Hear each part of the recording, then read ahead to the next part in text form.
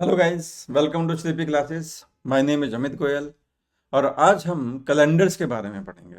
आपने देखा होगा कैलेंडर्स के बहुत क्वेश्चंस आते हैं एग्जाम में और हम बहुत इंटरेस्टिंग चीज़ें पढ़ेंगे इसमें, मतलब यानी कि जो ट्रिकी चीज़ें हैं, डिफिकल्ट क्वेश्चन जो आते हैं उनके बारे में पढ़ेंगे। तो कैलेंडर्स में आप जानते ही हैं कि एक साल में 365 डेज होते हैं, लीप ईयर में 366 डेज होते हैं।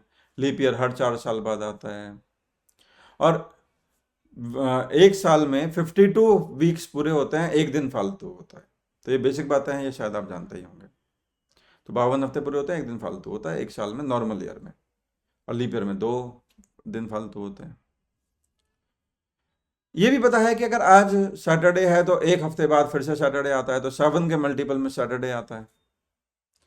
तो अगर मान लीजिए सिंपल क्वेश्चन की बात करूं मैं कि भाई आज सैटरडे है तो 100 दिन के बाद क्या होगा, तो 100 डेज के बाद तो आप 7 से डिवाइड कर देंगे 100 को, तो रिमाइंडर बचेगा 2।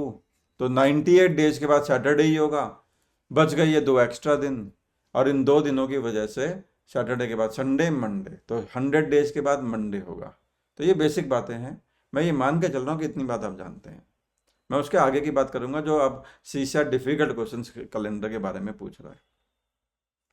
तो देखिए, पहला क्वेश्चन हम आज का ये लेते हैं। अगर आज फ्राइडे है तो what will be the day after 64 days to the power 64 days. आपने देखा था एक ऐसा क्वेश्चन सीसैट 2023 में आया भी था। तो 64 की पावर 64 डेज के बाद क्या होगा, तो क्या करेंगे देखो। तो हमें क्या चाहिए, हमें जो भी कितने दिन के बाद हमें दिन पूछा है उसको हमें डिवाइड करना पड़ेगा 7 से और रिमाइंडर निकालना पड़ेगा, क्योंकि हर 7 के मल्टीपल में वो फ्राइडे का फ्राइडे ही रहेगा।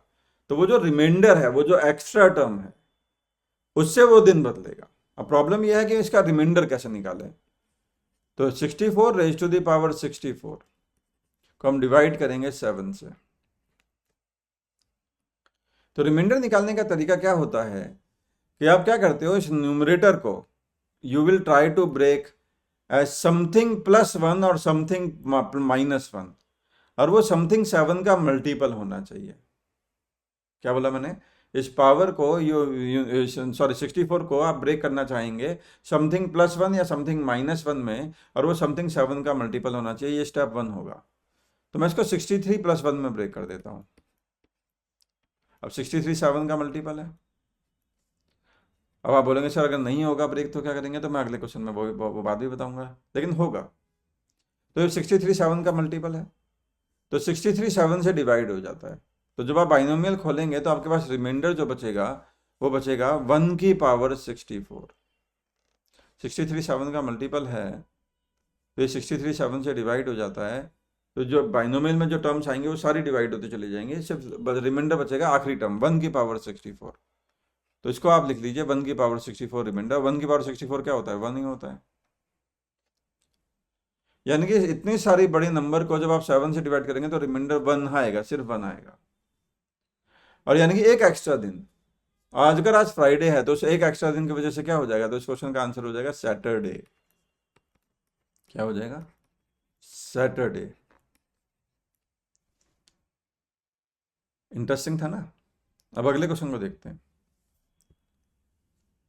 अगर आज फ्राइडे है तो what will be the day after 65 days to the power 65 days. अब इसको कैसे करेंगे। अब 65 रेज टू द पावर 65, ध्यान दीजिएगा। हमारा मकसद क्या होता है, इसको समथिंग +1 या समथिंग -1 में तोड़ना, और वो जो समथिंग होना चाहिए वो 7 का मल्टीपल होना चाहिए। बट हम तोड़ नहीं पा रहे हैं इस बार। तो इसको हम कोई कोई कोई बात नहीं, हम इसको 63 + 2 कर दीजिए। 63 तो 7 का मल्टीपल है ना। तो हमारा पूरा मकसद तो अभी अचीव नहीं हुआ है, +1 -1 वाला, लेकिन थोड़ा हमारा क्वेश्चन ईजी हो जाएगा। अब 63 7 का मल्टीपल है, तो रिमाइंडर बचेगा 2 की पावर 65। तो ये जो बच गया इसकी पावर 65। अब डिवीजन का थ्योरी ये है कि आप तब तक डिवाइड करते हैं जब तक रिमाइंडर 7 से छोटा ना जाए, तो इसको फिर से 7 से डिवाइड कर दीजिए। अब फिर से हमारा मकसद वही है कि ऊपर वाले न्यूमरेटर को समथिंग +1 या समथिंग -1 में तोड़ना, और वो समथिंग 7 का मल्टीपल होना चाहिए। पर मैं 2 को तो तोड़ नहीं पा रहा हूँ। तो मैं एक काम करता हूँ, मैं किसी तरीके से 2 का क्यूब बनाने की कोशिश करता हूँ। 2 का क्यूब होता है 8 और 8 7 + 1 में तोड़ा जा सकता है। तो मैं एक काम करता हूँ, 2 का क्यूब बनाने की कोशिश करता हूँ, पर ऊपर पावर 65 है, तो 65 अगर पावर है तो 3 से इसका मल्टीपल होगा, तो 3 से अगर मैं काटूंगा तो 21, तो 21 × 3 63 हो गया, और बच गया 2 की पावर 2। तो मैंने एक 2 की पावर 2 अलग कर दिया, तो 63 3 का मल्टीपल होता है ना, तो ये हो गया 63 + 2 65 पावर बन गई ना टोटल।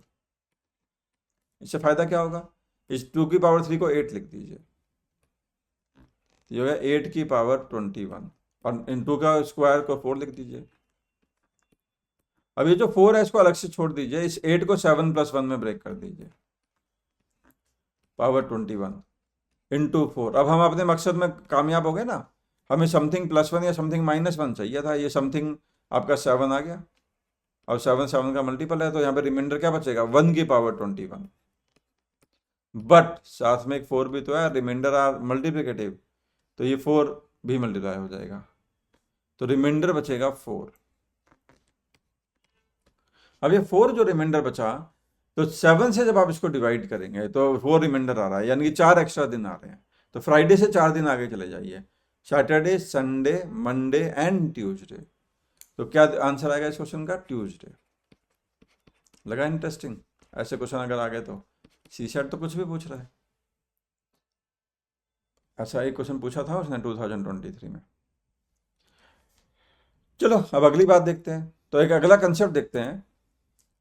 अगर आपको कोई बोले कि फला फला कैलेंडर कब रिपीट होगा नियरेस्ट साल में, जैसे कोई बोले 1993 का कैलेंडर इसके नियरेस्ट कब रिपीट होगा, तो मैं बोलूंगा कि इसका कैलेंडर रिपीट होगा 1999 में। आप बोलेंगे सर आपको क्या पता, मैं बोलूंगा आप गूगल करके देख लो, 93 का कैलेंडर एक साइड खोलो, 99 का एक साथ साइड खोलो, और दोनों देखो डिक्टो सेम है। तो ट्रिक क्या है, तो मैं बोलूँगा कोई भी साल जो होता है वो या तो लीप ईयर होगा, 4 का मल्टीपल होगा, या लीप ईयर का अगला साल होगा, 4k + 1 की फॉर्मेट का होगा, या लीप ईयर के अगले से अगला साल होगा, 4k + 2 की फॉर्मेट का होगा, या लीप ईयर के अगले से अगला साल होगा, यानी कि 4k + 3 की फॉर्मेट का होगा। इसके बाद तो फिर से लीप ईयर आ जाएगा। तो अगर वो 4k + 1 की फॉर्मेट का साल है, जैसे 1993, ये लीप ईयर का अगला साल है, 1992 लीप ईयर रहा होगा, उसका अगला साल है, तो इसका कैलेंडर 6 साल के बाद रिपीट हो जाएगा। तो 93 का कैलेंडर कब रिपीट होगा, 93 में 6 जोड़ दो, 99 में कैलेंडर रिपीट हो जाएगा, गारंटी है इस बात की। अगर वो 4k + 2 की फॉर्मेट का साल है, यानी कि लीप ईयर से अगला साल है, तो उसका कैलेंडर 11 साल के बाद रिपीट होगा।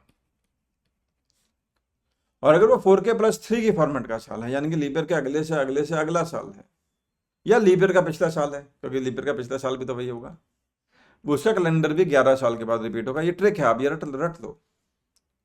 और लीप ईयर कब रिपीट होगा, ध्यान देना, लीप ईयर को रिपीट होने के लिए दोबारा लीप ईयर चाहिए होता है, तो लीप ईयर 28 साल के बाद रिपीट होता है।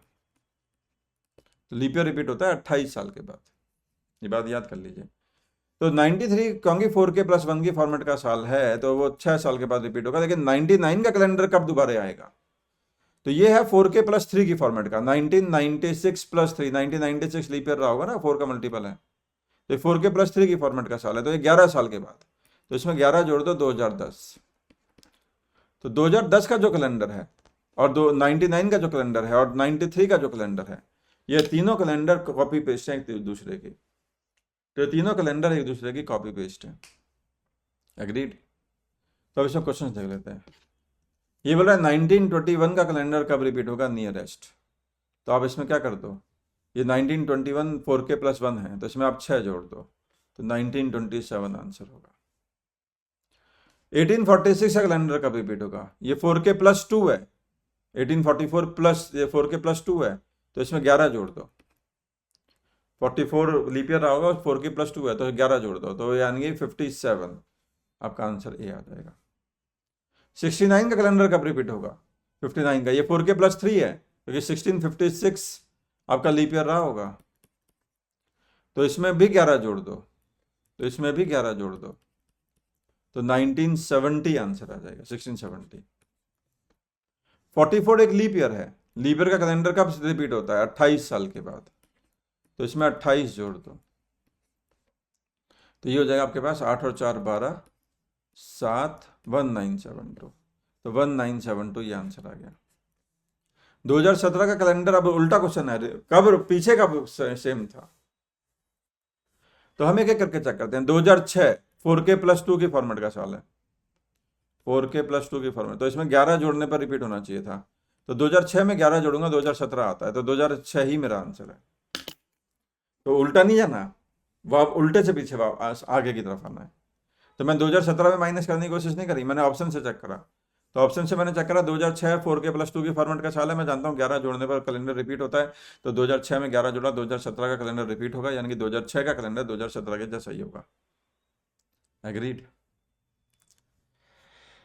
चलिए, that's all from my side today. I hope आपको ये जो इंटरेस्टिंग कंसेप्ट्स मैंने यहाँ पे 2 बताए हैं ये आपको अच्छी तरह समझ में आए होंगे और मज़ा भी आया होगा।